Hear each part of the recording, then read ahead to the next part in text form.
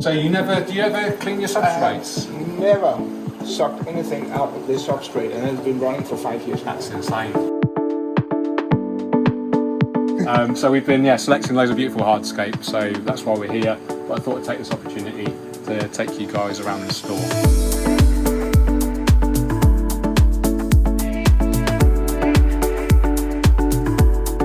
Look at this. Yeah. This is astonishing. Hi everyone, George here. This is Ollie. Yep. Owner of Unimate. Some of you may have seen the original video. Oh, Some people have seen it, yeah, a few people. Yeah.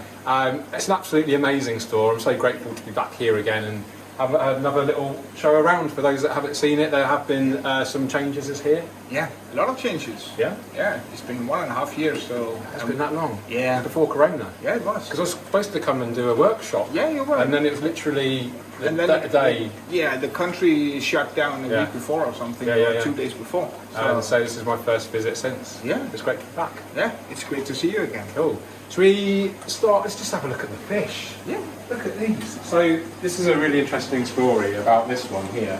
Oh yeah, my depressed fish. How old is he? I guess he's from 2006, I believe, so he's about 15 years old. Wow. And he recently lost his girlfriend. Yeah, girlfriend about 6 months ago, 5 months ago. So usually the Central American cichlids, when they have been together for so many years, the mate usually dies a couple of months afterwards. Because they have they have a bond. Yeah, they have a bond. Wow. So this guy, sorry to say, he gets more and more depressed. Oh. And you can see it also, he has turned blind on one of his eyes. But he's keeping up, but it's not going to be long now. No. And actually he was here at the fire, the store. It burned down, it burned 5 years ago. Wow. So the fish in here were part of that fire. So they survived? They survived, but still they got some of the soup in the gills and so forth. So they've actually done a pretty good job, better than I expected. Absolutely. So what else can we, these are Vieja? The Vieja Hydrospilla.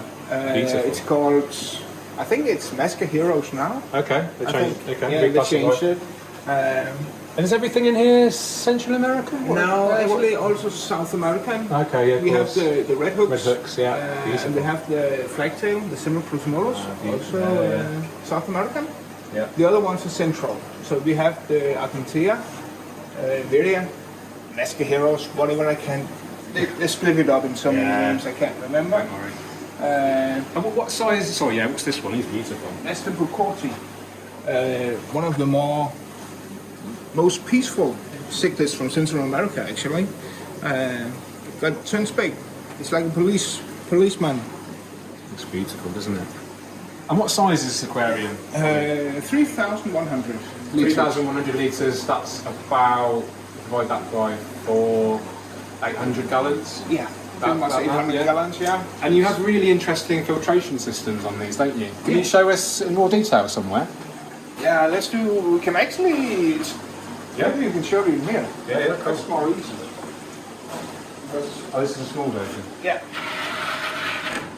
So this is a very unique filtration system, and I'll let you explain because it's your bag. Well, it's the background filtration. You also mentioned in the last movie, people wanted to know how it works.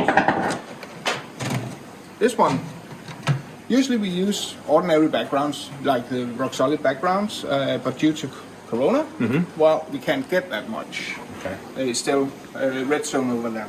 Yeah. So now we have started to make them in PVC plate. Ah, okay. So instead of the artificial looking rock background, we've just basically got white acrylic. Yeah. Yeah? And then behind... we're going to make them in black and so forth. Okay, that makes sense. And then we have the whole filtration system in the back. Yeah. Where we have 2/3 where we use the bioelements. These are used for the coarse filtration. Yeah. And also for the biological filtration. So it's mechanical and biological filtration. Did you pick it up yourself, George? Or? No, I just dropped it in there. Sorry about that. Yeah. Oh, there it is. Yeah, it's a part of the scape now. Yeah, it's cool. Beautiful. And then you have, we have the sponges and floss. Yes. We have the sponges here. Those are only made. We don't use those for filtration, actually. They're only meant to hold the bioelements in place. Ah, I see. So once you have the filter cotton, when it's clogs up. Yeah, of course. Yeah, clogs up very quickly. You take that out. Take it out, throw it out. Yeah. Put some new in if you want to, and then it's important for this to still keep these in line. Of course. So there's a little bit of space between the sponges and the background, so we can make sure the water always comes through. Gotcha. Because if this one clogs up, everything falls down. Of course. Usually, like the aquarium you saw over here, and goes for all the aquariums in here, running for 5 years. 5 years. I haven't changed this one yet. Oh my gosh! In 5 years. Yeah, I haven't touched them in 5 years, but. What if water, you have water changes? Always water changes. 1/3 every week or something like that. Yeah. But you don't need to clean the filters? No. Except if you have the big catfish and roots, because filters can't reduce wood. So that would make it clog up. Okay. So if that happens... So you mean when the fish eat the wood? Yeah. Yeah. Poo it out. We don't say that word on my channel. That's impossible for the bacteria to reduce that one. Okay. It reduces all the plant matters and food and so forth, so that won't clog up the filter, but wood will be wood. Interesting. Yeah. And the actual, so how's the circulation working? Just a power head in the bottom there? Single power head here, and then you got your nozzle. Heater and so forth. And we have the inlet over the other side. Okay, yeah. So in that way... It's that hole there. Yeah. There we go.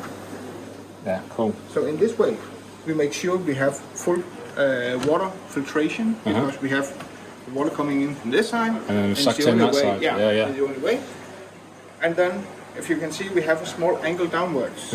So we get the water a bit downwards, so all the detritus, poop, everything else gets into the filter. Yeah, perfect. Because we have the inlets just a little bit over the substrate. So we don't have to fight against gravity. Like the canister filter, you have to fight against gravity. Yeah, of course. So it's not that much that gets sucked up into the filter. Interesting.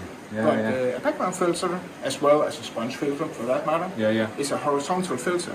So we don't have to fight gravity. So that's why all the poop gets into the filter. It's fascinating. And I do recommend people check out the first video if they've not seen it, because we talk about the more rock solid backgrounds. Yeah. Speaking of which, should we go and look at some of your beautiful displays? Yes, sure. And these are not only displays, you're obviously selling these, you're selling your fish from these as well, aren't you? Yeah. But these backgrounds here, these are artificial? Artificial, made out of fiberglass and epoxy. Okay. And it's exactly the same principle as what we just talked about. With all those biomedia, the core sponge, and then the floss in the middle, power head on the left. Yeah. Slightly pointing down. So do you ever clean your substrates? Never sucked anything out of this substrate, and it's been running for 5 years now. That's insane. I only change water and of course do the algae on the front. Yeah. That's it. So you get some nice footage of these fish, they're beautiful.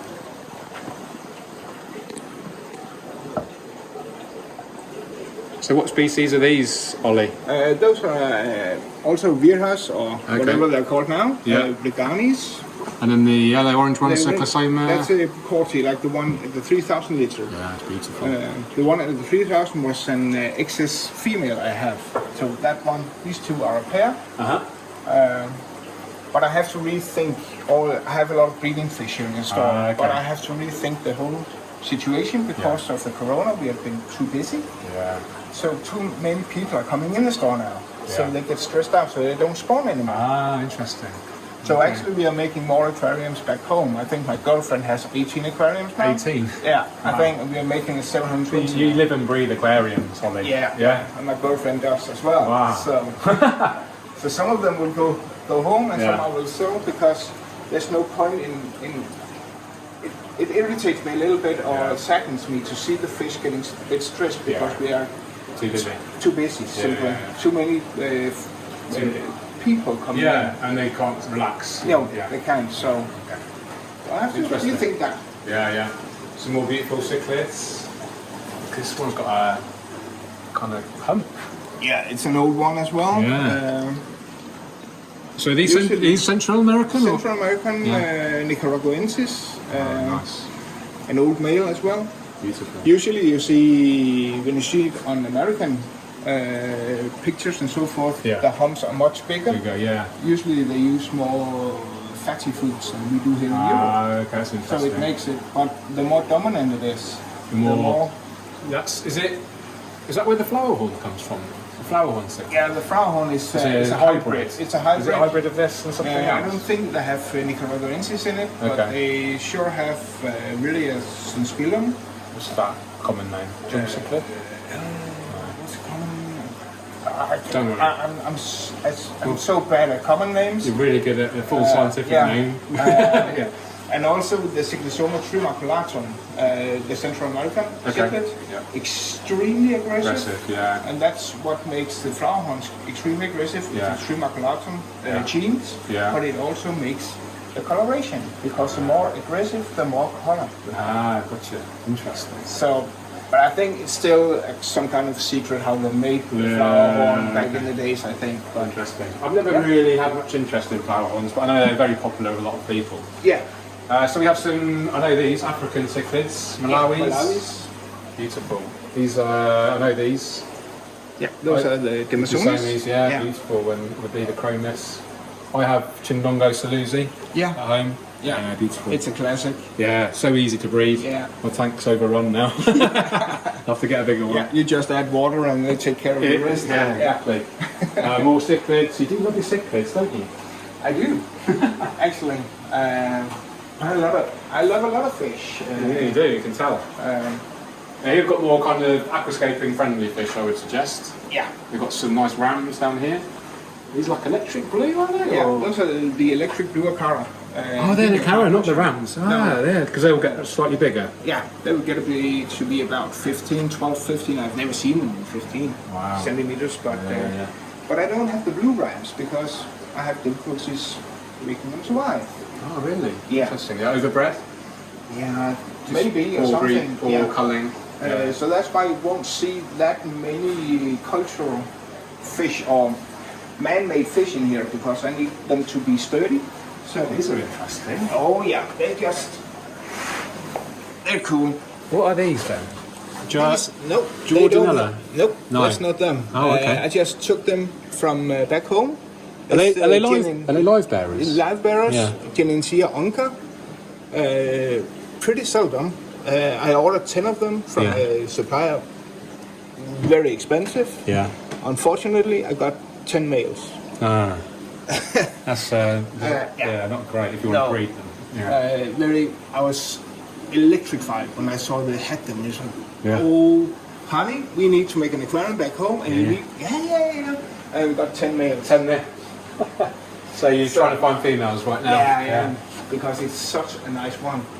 But yeah. Oh, these are beautiful barbs. Tic-tac. Yeah, especially the males when they start coloring up. It's beautiful. More barbs, more some small pearl gouramis. They're in good condition.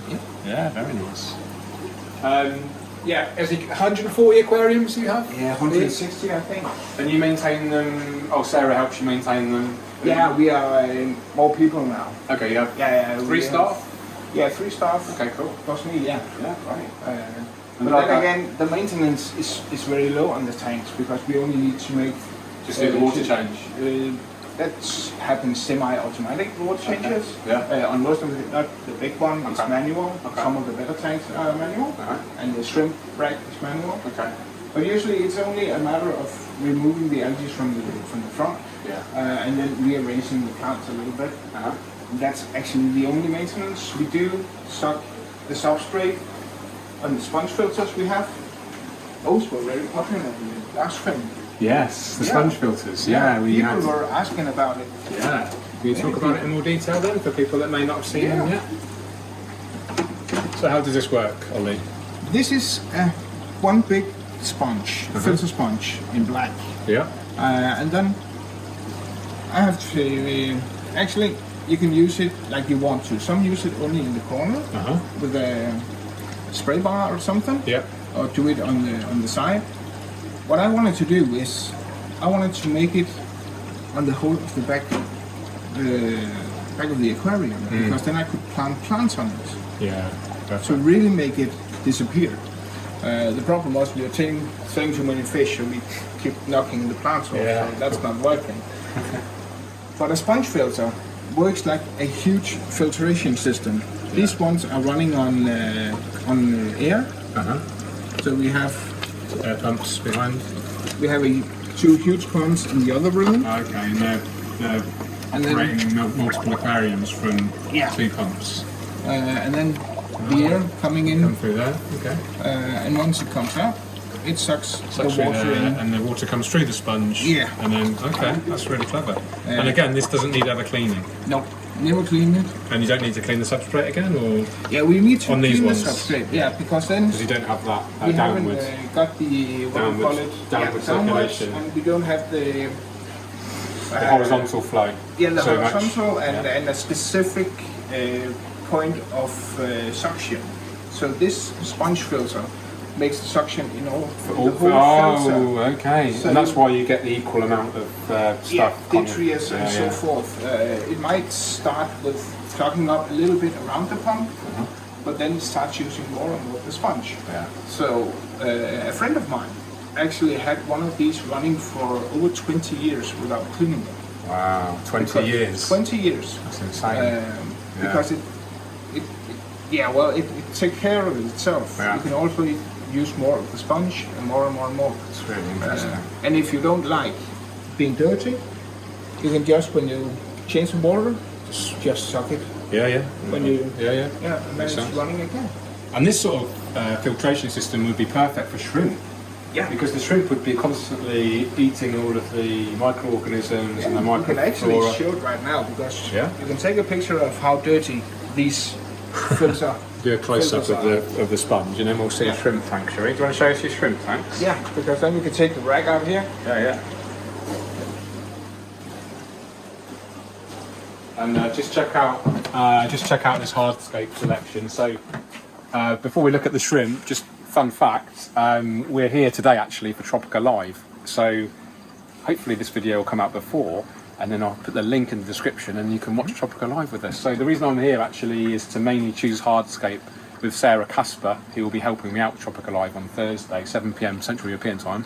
So we've been selecting loads of beautiful Hardscape, so that's why we're here. But I thought I'd take this opportunity to take you guys around the store. Okay, so let's look at the shrimps. Yeah, and you can actually see. Oh, that's clean. That's clean. They're just eating it all. Yeah. Mostly near Caridina? Do you have any Caridina shrimp? Yeah, Caridinas, we have the ordinary crystal red. And, where did it go? And do you use regular tap water with these? Yeah, we do. Yeah? And also soil, of course, but it doesn't make that much of a difference with the Danish tap water. Okay. We just make sure that it don't get too warm. Yeah, okay, that makes sense. What's sort of 20 degrees or so? Yeah, I think I have it around 22, 23. Okay. Yeah. Think about it, because we also have the white Neros and so forth, and they need a little bit more heat. Okay. This is the yellow King Kong, Caridinas serrata. And we have some tigers over here as well. These orange Shakiras are stunning, aren't they? Look at these. Do a turn, just to This is actually a new supplier of shrimp, so okay. just checking that. Are you pleased so far? So far, yeah. Good. A few casualties, but we got 800 shrimp in, so I expect a few. yeah. So, but yeah. Look at this. Yeah. This is astonishing. We won't go for every type, but dozens of types of wood. How many types of wood do you have, Ollie? I don't know. I think 30. 30 and stones. 10, 12, 10. I don't remember. And you've got some resin stones as well. These look realistic. Yeah, those are the modules from Rock Solid. All And then made you've got in glass fiberglass. the backgrounds there, which we talked about earlier. Just check out all this. Look at the floor. Look at all this stuff. That's a filter sponge you were talking about. Oh, yeah. So we need to take that with us. Yeah. So this is actually going to be used as part of the scaping process on Thursday. This is the dojo where we've been practicing the layout as well. We actually recorded some really cool film today. Thomas was behind the camera, so I'm excited to see how it looks. Yeah. So this is where we play around with the Hardscape to create our layouts. Is this popular with the customers? Yeah, it has begun to be. Yeah. It took us a long time to explain to people that this is actually the place where you can play with them. Yeah. Because They don't. Danish people are not used to it. Yeah. So, and that's why it's so good to see you back in Denmark, because we actually need you for the escaping part of the aquarium. Education. That's what it's all about. You know, that's why the Tropical Live thing, and that's what it's all about for me, is trying to inspire and educate people as best I can. So, and we also make some films every Friday, and we teach it to people, and now. And you have your own YouTube channel? Yeah. Yeah, well, I'll link that in the description. Yeah. Cool. Instagram? Yeah, I got Instagram as well. Yeah. Not that good at using it, but I'm more of a Facebook guy. But okay, I'll leave links to all of those in the description. So, okay, we've got loads more work to do today, so we'll leave it there. Yeah. Thank you so much, Ollie. It's really great to see you. Let us know in the comments. Do you want us to? Because I'll potentially come back here one evening and have the whole place to ourselves, and I can create some high-end footage of various fish, or let us know in the comments what you'd like to see more of, and what would you like Ollie to explain more of, because he is the ultimate fish expert. I'm not expert on fish whatsoever. I'm more plants, but that's easy to help. Please let us know in the comments what do you want to know more about. Thanks for watching. Take care. Thank you so much. Cheers, mate. Are we allowed to do that with Corona now? Yeah. I've been vaccinated. Yeah. So it's cool. Take care. Keep on scaping. Cheerio. Bye.